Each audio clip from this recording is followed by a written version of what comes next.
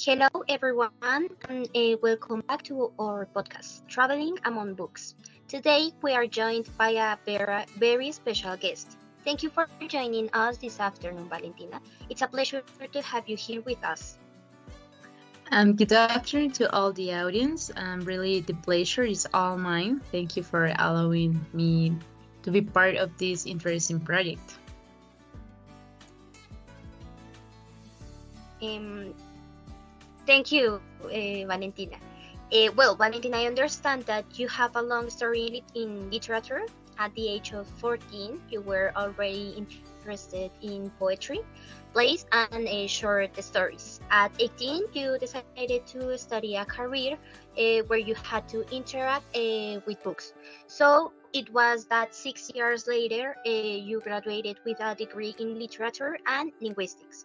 From that moment on, you did not stop studying and obtained a diploma in literary studies to finally graduate in modern languages. You created several short stories and did some very well-known critical reviews of books such as Satanas by Mario Mendoza, Memoirs of a Geisha by Arthur Golden, and finally Self-reliance by Ralph Waldo Emerson. The latter is the book that concern us in today's episode. I would like you to please introduce us to this book and to this author. And why not only his name, but also the title of this essay is so important in American literature. Yes, of course, I do. Thank you again. Well, first of all, they say self-reliance, written by Randolph Waldo Emerson, is recognized as his most famous work. Emerson was a transcendentalist who believed in the purity and goodness of individualism and interaction with nature as essential to the development of society. Transcendentalists were known to despise corruption, conformism in society, and human institutions. And Self-Reliance, published in 1841, emphasizes self-reliance as a virtue. So in this essay, Emerson argues that society promotes conformity and disperses individuality, which is why he encouraged readers to lead an authentic life, full of self-confidence and therefore self-sufficient. It promotes the confidence of individuals in their own instincts and ideas instead of unconsciously following the opinions of society and the institutions that belong to it. Emerson stressed the importance of trusting one's own abilities and judgment over the validation or approval of others. And this essay also notes the importance of being honest with oneself, trying to understand one's own feelings and opinions rather than think about the experience of others. In other words, this essay Emerson emphasizes the value of independence, self-discovery, and personal growth.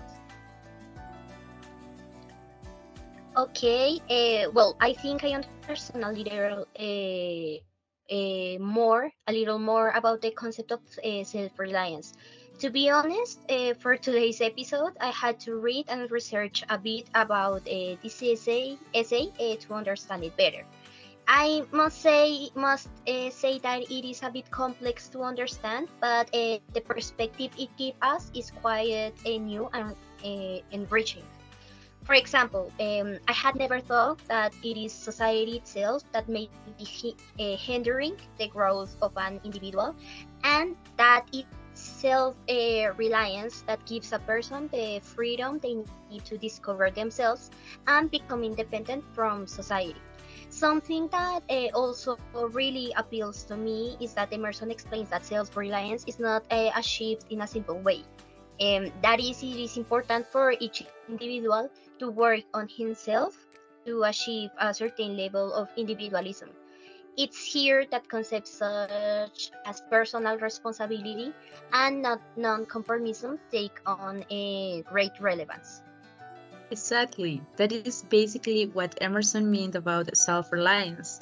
And that is why in this essay we can see clear elements that are part of transcendentalism and are the basis of this text. In general, we can evidence 5 concepts, which are non-conformity, of course, self-reliance, free thought, confidence, and the importance of nature. As I expressed before, a central idea of transcendentalism that is contained in these 5 concepts and that can be observed in Emerson's essay, in this idea that individual purity is corrupted by society and by the institutions that are part of it. I would like to quote a phrase from this same essay that I believe is pertinent at this moment. So, it is easy in the world to live after world's opinion. It is easy in solitude to live after our own, but the great man is he who the midst of the crowd keeps with perfect sweetness the independence of solitude. Well, yeah, I agree. Well, I don't know about our audience, but I have too many questions about I would like, if possible, if you could give us an example that could clarify a little more the concept of self-reliance. Of course, an example could be a person who has extremely religious family. No matter what religion, let's focus on the fact that these people are blinded guided by an institution. They decide that all their decisions are premeditated by a minister and they must act according to these orders. Then we see cases of people who donate alarming amounts of money to church or to those who lead them. In this case, we may disagree with all these actions that make a person or conformist being, which I think depend on what the others will say, and without the confidence of their own opinions or decisions. And this is when we decide to be self-sufficient and go against that we have been forced to do since we were children, and we stop going to church, and we no longer allow our money to be given to people who only want to have more money and care a little about us, and we stop following the characters of manipulative people who only wants to have us as obedient and submissive flock to be managed as they please. And we allow ourselves to follow and trust in our own thinking. We do not allow ourselves to believe in ourselves and make our own decisions, striving every day to achieve that individualism totally away from the criticism of society, from the criticisms that our own family can make for our actions. It is the Emerson says in his essay, men have looked away from themselves and at things so long that they have come to esteem the religious, learned and civil institution as guard of poverty, and they depict assaults and of this because they feel them to be sorry to be assaults on property. They measure their esteem of each other by what each has and not be what each is. Okay, well, now that you give us that example, I can't help but think of certain movies, which, in my opinion, can illustrate what self-reliance is. For example, I think of The Princess and the Frog. In that Disney movie, the main character, Tiana, is not swayed by the opinion and criticism that others have of her.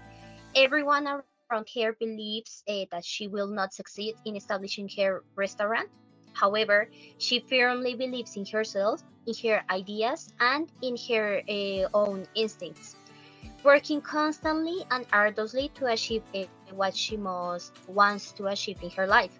Throughout this process, she manages to understand her emotions and thoughts, allowing herself to grow as a person, to be independent, and to discover herself.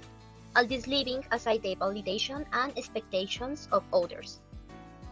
Yes, exactly. And it is these examples that we can see that self-reliance can be seen everywhere. And that in fact, it is part of our life as human beings. And there will be people who will perform more drastic actions that are part of this concept that Emerson explains, but that does not mean that actions that we normally perform in our lives are not considered self-sufficient. Okay, thank you very much. I will very much like to read the opinion of our audience. So please write below in the comments some examples where you think we can evidence the concept of self-reliance presented by Emerson. Don't forget that you can write about movies, books, news, or your own experiences in which you believe that being self-reliant became important. Also, please remember to subscribe to the channel so you can enjoy our other episodes on platforms such as Apple, Spotify, and SoundCloud under the name Traveling Among Books. Well, continuing with the subject that concerns us in today's episode, something that makes me quite curious, and I think our listeners as well, is to know what was the purpose of self-reliance according to Emerson. I would like you to please help us to understand this a little more. Okay, well, let me think a little bit. Well, this is not an easy question, but yes, I think that of the Emerson purpose is to give an advice to men of any era. This advice is to be self-reliant. When faced with thoughts of others, Emerson warns us that others are not only society, but also great personality of each era, because it is the same society who agrees that someone is great. So this essay is an invitation to be individualist. Science society do not have the criteria to show great people, but they don't know how you should live, you know? Okay, but what do you mean by great personalities? Yes, I'm not referring to the classic philosophers or to those men whose minds made them create. I'm referring to celebrities. For example, in Colombia, some societies consider famous or show with people great, but in the reality, they are not. That is why you have to be self-reliant and individualistic to not be fooled by these collective thoughts. In fact, he advised us not to follow men, but evaluate their ideas, not men, but also ideas. I can quotate these words. So I'm ashamed to think how easily we capitulate the badges and names to large society and dead institutions, which is very pertinent to me nowadays. And now we have the tendency to value people by how they look and not by how they think.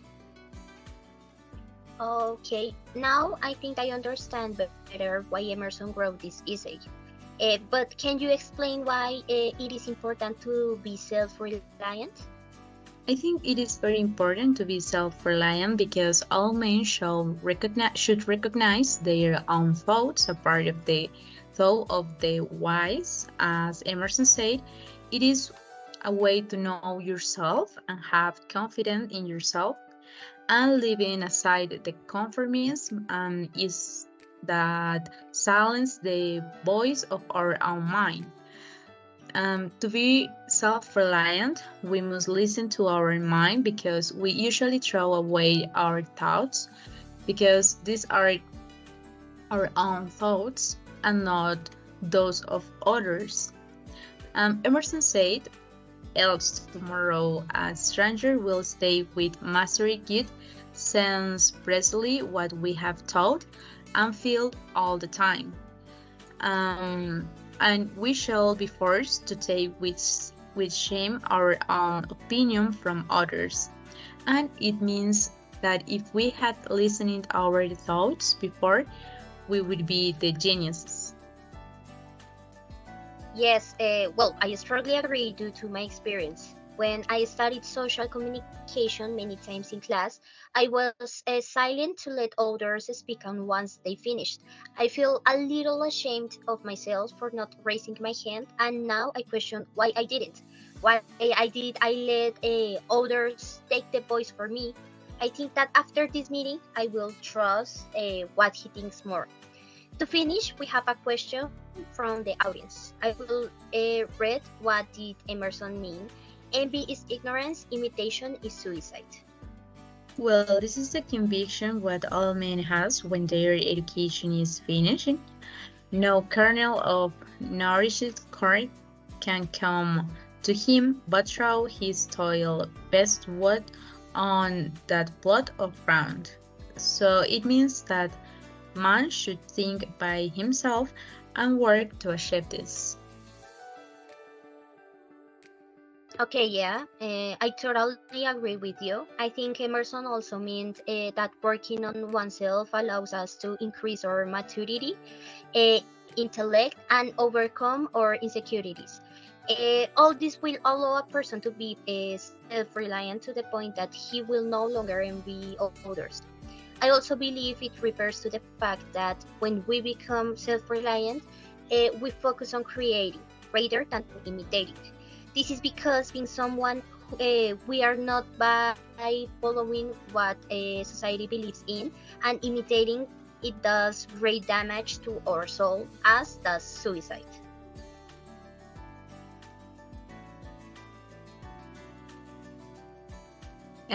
Yes, so that's right. I do believe that a concept of self-confidence is essential to achieve the self-reliance that Emerson expounds. So how are we going to be able to against what society tells us we should do, to believe firmly in our decision and ideas, to discover our true self, to accept ourselves, and achieve that concept of individualism and independence? If we are not able to believe in ourselves, in those ideas and beliefs in our true self. Okay, well, the time is over. Thanks to our guest for accepting the invitation to collaborate with us in this episode, in which we were able to discuss Ralph Waldo Emerson's essay, Self-Reliance. That's right. I'm very happy to make Emerson more understandable for the listening community, and I'm very grateful to you for inviting me to your program. Thank you so much. Well, thank you again. Well, as you can see in this episode, we were able to talk about the concept of self-reliance, its importance, the transcendentalist characteristics that we could observe in the book, and what was the purpose, according to Emerson, of being self-reliant. All this allowed us to offer you various examples and quotes that opened the way to the illustration and understanding of Ralph Waldo Emerson's essay. Please don't forget to like this video and subscribe to our channel, where you will find several videos where you will see me talking about important books in literature with different guests. Don't forget that you can also find this podcast on Apple, Spotify, and SoundCloud with the same name of the channel, Traveling Among Books. I am Ana Maria. Thank you very much for listening. Don't forget, be self-reliant in your life, and see you in another episode of Traveling Among Books. Thank you.